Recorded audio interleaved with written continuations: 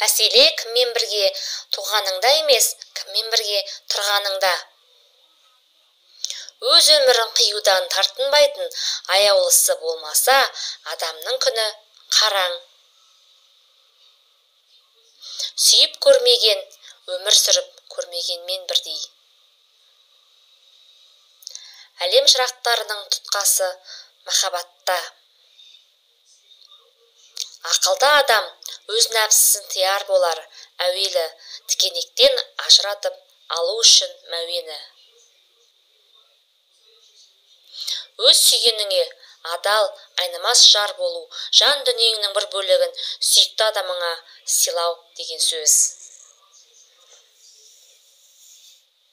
Адамның шынайы махаббаты тек қана бір-бірінің адамшылық қасиеттерін өзара қастерлеуге негізделуі тиіс. Қалыңдығыңа қалай қарадың, әйеліңе де солай қара. Махаббат бұл жану екен, өсу екен, өркендеп, тұрады екен, өлгеніңше өміріңді көркемдеп.